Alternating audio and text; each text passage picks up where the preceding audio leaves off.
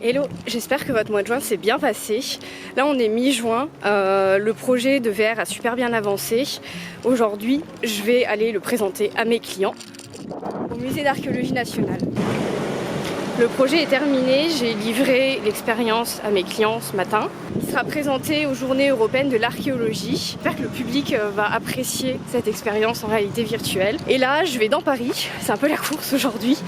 Là, je vais dans Paris pour faire une petite session de coworking avec les copines de Tapote Freelance, donc la communauté dont je fais partie. La mission Lascaux étant terminée, je vais vous faire un petit bilan, donc la demande et ce qui a été fait et ce que je tire de tout ça. La demande, c'était à partir d'un scan 3D de Lascaux de développer une visite en réalité virtuelle sur Unreal Engine 5. Ça a été réussi, j'avais 3 grandes choses à faire sur ce projet. La première chose à faire, c'était d'importer Lascaux d'Unreal Engine et d'avoir un espèce d'éclairage d'ambiance de Lascaux. L'autre chose, c'est d'avoir un système de lampe torche. Alors c'est à la fois rapide et pas du tout parce que fallait cocher une toute petite case qui était au fin fond d'Unreal Engine et ça m'a pris quelques heures pour la trouver. Et la troisième chose qui là pour le coup a été vraiment la plus longue à développer, c'était le système de déplacement qui n'est pas le système de déplacement habituel pour la réalité virtuelle, donc c'était plus difficile de trouver le tuto adéquat.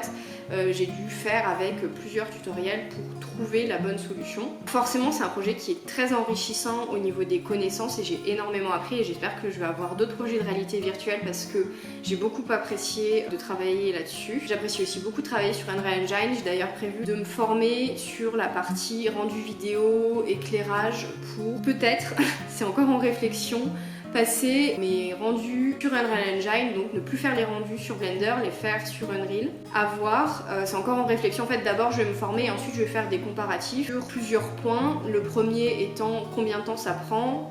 Le second, c'est la qualité que je vais avoir. Si la qualité est la même et que ça me prend moins de temps, ça va être assez vite réfléchi. Et aussi de voir en fonction de l'objet, parce que peut-être que j'ai des objets où ce sera plus pratique de le faire sur Blender et d'autres plus sur Unreal.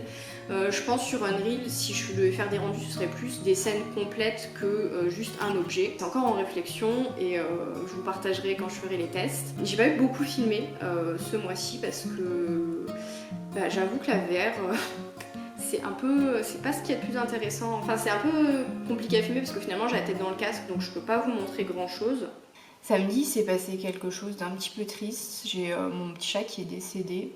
Ça va un petit peu mieux dans le sens où ce matin j'ai réussi à avancer un peu sur ce que je voulais faire, donc c'est à dire que j'ai fini tous les posts de 2D, donc tous les posts un peu avec du texte pour Instagram.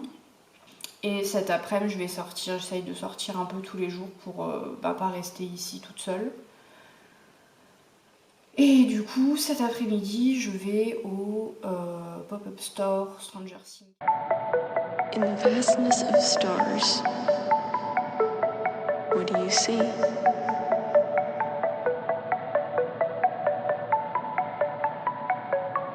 Darkness.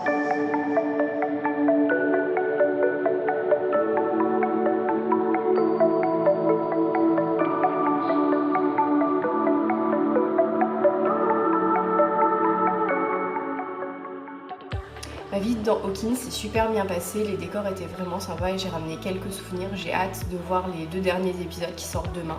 Et je vous conseille vraiment d'y aller si vous aimez bien Stranger Things. Je vous conseille surtout de prendre des billets coup de fil pour aller plus vite parce que sinon vous allez en avoir pour des heures à attendre.